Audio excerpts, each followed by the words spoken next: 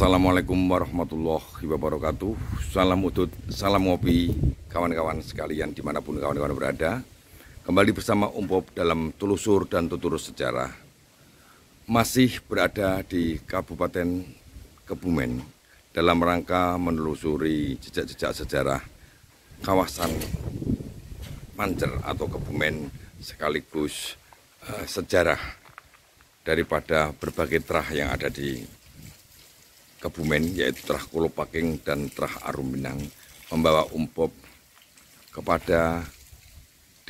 desa Kutowinangun, kecamatan Kutowinangun, Kabupaten Kebumen, karena disinilah merupakan tempat terakhir daripada pelarian seorang pangeran, dan dari nama pangeran ini nanti mengilhami perubahan nama sebuah kawasan dari Pancer menjadi Kebumen. Beliau adalah Kanjeng Pangeran Haryo atau Pangeran Bumi Dirjo.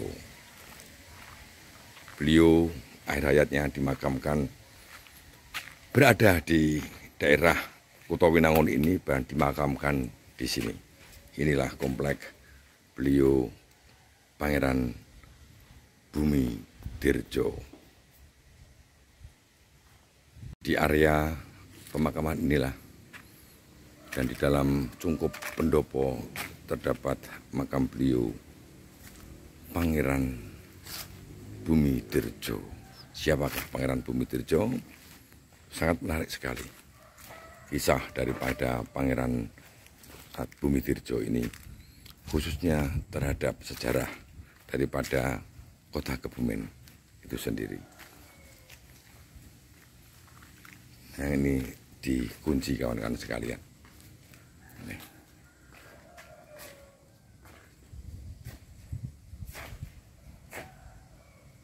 Assalamualaikum warahmatullahi wabarakatuh. Salam udut dan salam ngopi kawan-kawan sekalian. Seperti biasa di bulan Ramadan, Om Bob tidak ngopi dan tidak udut dulu. Baik kawan-kawan sekalian, kembali bersama Om Bob dalam Telusur dan Tutur Sejarah. Dan saat ini Om Bob duduk persis di depan cungkup makam beliau Pangeran Bumi Dirjo. Sayang sekali kawan-kawan sekalian, makam ini ketika Om Bob sampai sini, makam dalam keadaan terkunci dan tidak ada informasi di mana juru kunci yang bisa Om Bob hubungi. Karena ini waktu sudah agak sore sehingga Om Bob mengejar waktu, Om Bob tidak sempat menghubungi juru kunci dan mohon maaf saja Om Bob harus mengambil gambar ini, tidak bisa membuka beliau, dari Om Bob mendoakan beliau dari pintu luar ini dan mengambil gambar dari depan ini. Sehingga seharusnya ada nomor telepon juru kunci atau apa, sehingga kalau peziarah datang ini bisa menghubungi juru kunci yang bersangkutan. Namun tidak menjadi soal. Baiklah kawan-kawan sekalian, Om Bob akan sekilas menceritakan beliau Pangeran Bumi Dirjo. Siapakah beliau dan apa korelasi beliau terhadap sejarah Kabupaten Kebumen. Dan di berbagai situs resmi Kabupaten Kebumen dan beberapa babat, termasuk babat Kebumen, baca di cuplikan babat Kebumen, itu ada menceritakan tentang sejarah beliau Pangeran Bumi Dirjo. Kawan-kawan sekalian, Pangeran Bumi Dirjo ini masuk ke wilayah Pancer ini kira-kira tahun 1670. Dan Pancer saat itu dipimpin oleh Tumenggung Pancer kedua, yaitu Ki Tumenggung Hastosutro. Ya, Hastosutro. Baik kawan-kawan sekalian, Om Bob akan ceritakan tentang siapakah beliau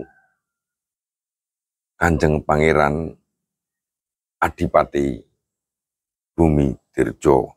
Berdasarkan babat Kebumen, babat Kebumen ini diceritakan bahwa beliau adalah putra dari Panembahan Anyokrowati. Salah satu putra dari Panembahan Anyokrowati, berarti beliau adalah cucu dari Panembahan Senopati.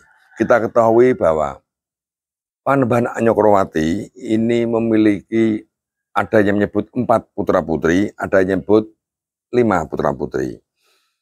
Panembahan Anyokrowati memiliki dua permaisuri. Permaisuri wetan, yaitu Ibu Diah Banowati,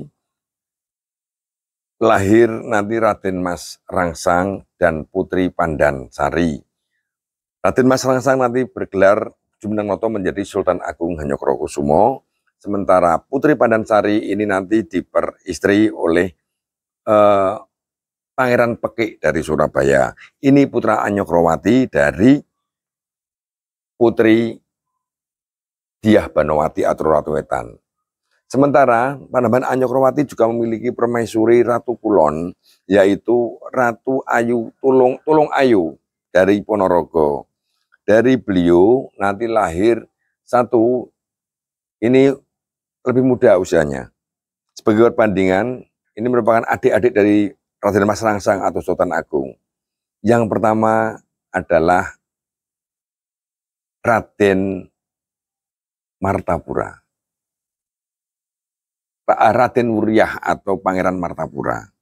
Beliau merupakan adik daripada Raden Mas Rangsang atau Sultan Agung yang pernah menjabat sebagai Raja ketiga Mataram namun hanya sehari.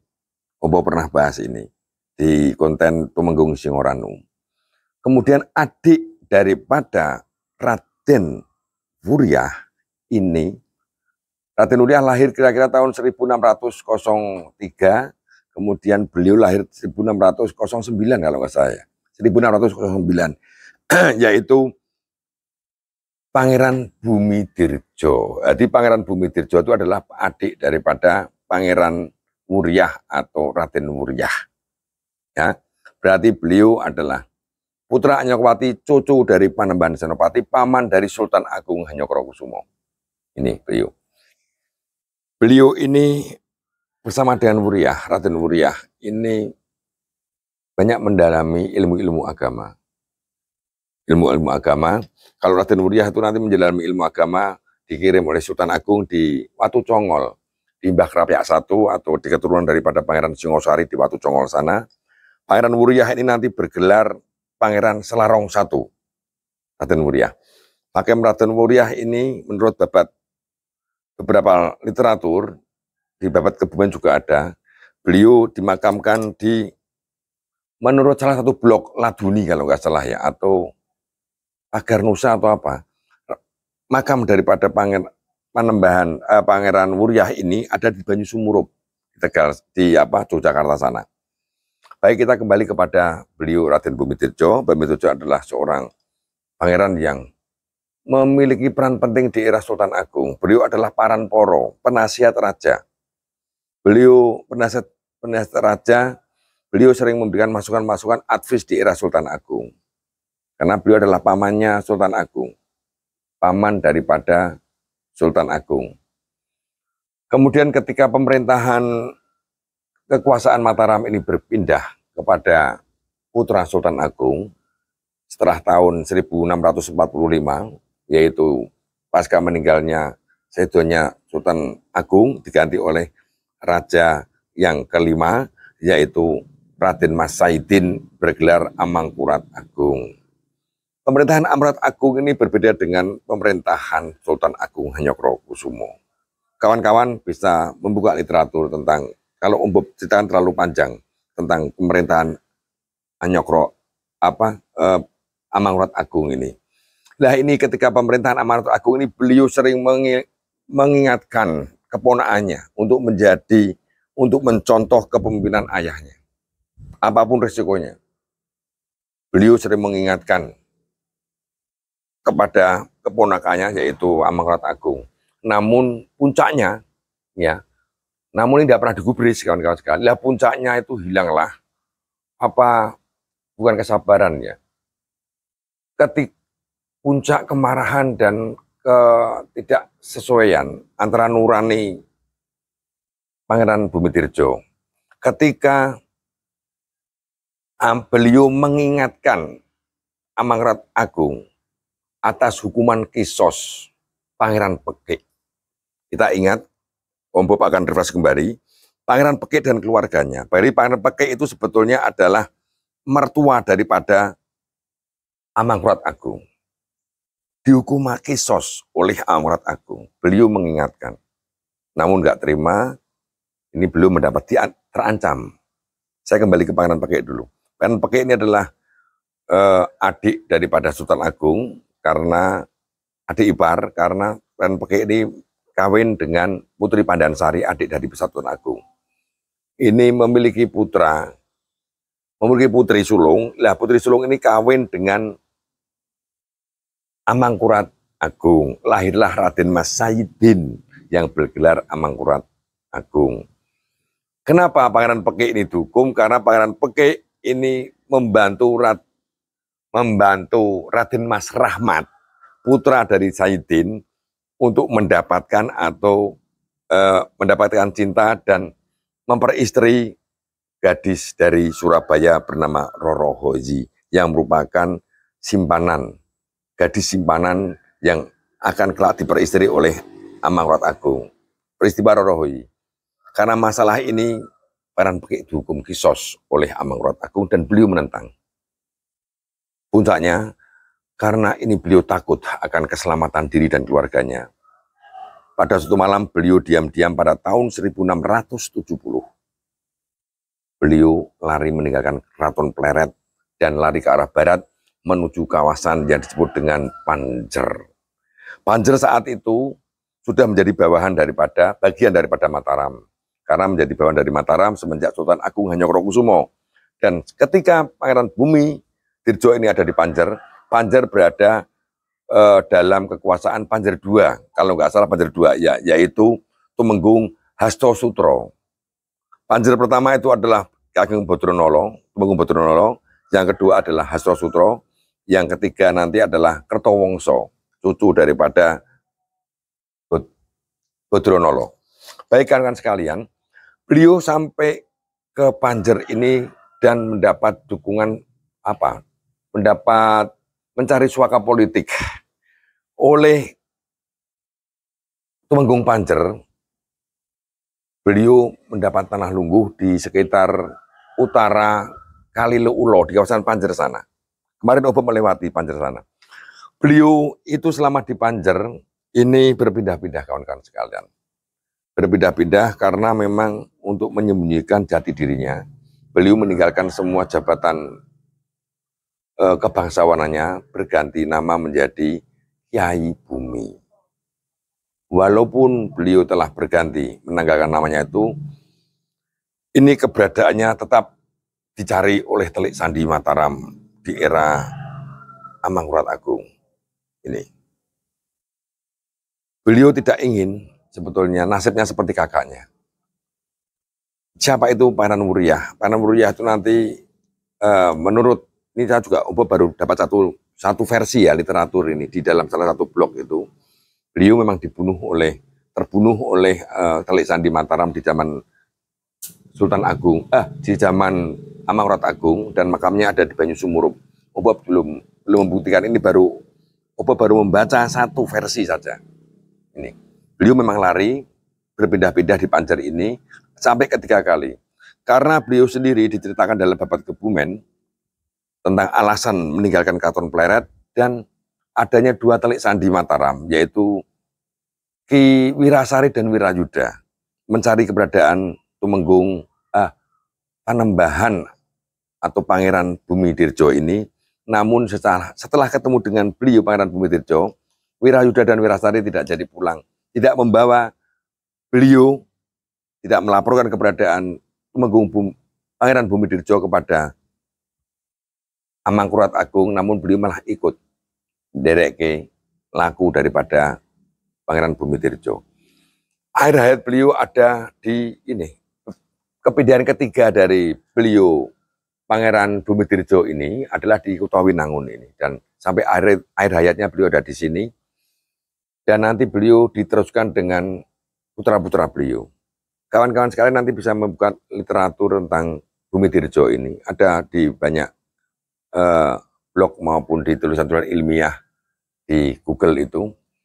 Dan nanti salah satu cicit beliau, cicit dari Pangeran Bumi Dirjo, yaitu Joko Sangrip. Joko Sangrip ini nanti yang akan merintis sebuah terah baru di Panjer ini setelah terah Kolopaking, yaitu terah Arumbinang. Joko Sangrip ini terkenal dengan Tumenggung Arumbinang I yang nanti menjadi penguasa daripada Kebumen mulai tahun 1831 atau sejak mulai berakhirnya Perang Jawa atau Perang Diponegoro tahun 1831.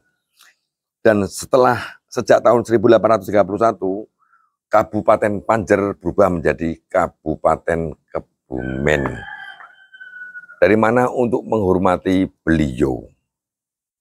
Kabumian, yaitu tanahnya Kiai Bumi, menjadi Kabumian. Nah inilah era baru pemerintahan di Kebumen dari tahun 1831, eranya adalah era Arumbinang I, dimulai dari Arumbinang IV. Arumbinang IV. Karena juga keturunan beliau itu ada juga yang nanti menjadi Tumenggung Honggomoyo ya. Tumenggung Honggo Wongso kok agak lupa, yang bersama-sama dengan Pangeran Wujil dan Honggomoyo ya. Honggomoyo itu nanti bersama dengan Pangeran Wujil dan Yosudipuro diutus oleh Pakubuwono II untuk mencari lokasi keraton baru dan menemukan keraton Surakarta Hadiningrat. Itu salah satu adalah keturunan daripada beliau Bumitirjo. Inilah kawan-kawan sekalian, Pangeran Bumitirjo. Ini Panjer ini merupakan tanah pelarian beliau. Tanah pelarian beliau dan tanah perlawanan beliau terhadap Pak Amangkurat Agung. Dan nanti diteruskan juga ketika beliau menjadi penyiar agama Islam. Syiar Islam, banyak padepokan-padepokan buat oleh beliau, termasuk dukungan terhadap Perang Jawa, Perang Diponegoro. Ini beliau punya peran yang cukup besar terhadap Islamisasi atau pengislaman di kawasan Panjer ini. Itu saya kira kawan-kawan sekalian sekelumit tentang sejarah tentang Pangeran Bumitirjo. Dan nama Kebumen sendiri diambilkan dari ini, tanahnya bumi, tanah lungguh yang diberikan oleh Tumenggung Kolopaking. Jadi kalau dengan Tumenggung Kolopaking sebetulnya tanah Arumbinang ini sama-sama dari Terah Mataram, sama-sama daripada satu mbah, yaitu Panembahan Senopati. Ini buktinya, beliau dari Terah Arumbinang ini cikal bakalnya adalah beliau yang Bumitirjo. Pangeran Bumitirjo adalah putra dari Anyokrowati. Anyokrowati adalah putra dari Panembahan Senopati. Beliau adalah cucu daripada Panembahan Senopati. Sekarang Terah Kolopaking. Terah Kolopaking itu bermuara pertama kali kepada Tumenggung Bodronolo. Tumenggung Bodronolo adalah putra dari Bagus Maduseno. Bagus Maduseno adalah putra dari Ki Ageng Mangir Wonoboyo yang kawin dengan putrinya Panembahan Senopati, yaitu Roro Pambayun. Jadi Maduseno itu juga termasuk cucu daripada Panembahan Senopati. Berarti Bodronolo adalah buyut dari Panembahan Senopati. Kalau beliau adalah, berarti ini seusia dengan, kedudukannya sama dengan Maduseno, sama-sama cucu dari Panembahan Senopati. Ini beliau juga cucu Panembahan Senopati karena putra dari Anyokrowati. Jelas? Jadi antara Terah Arumbinang dengan Terah Kolopaking di Panjer ini berpadunya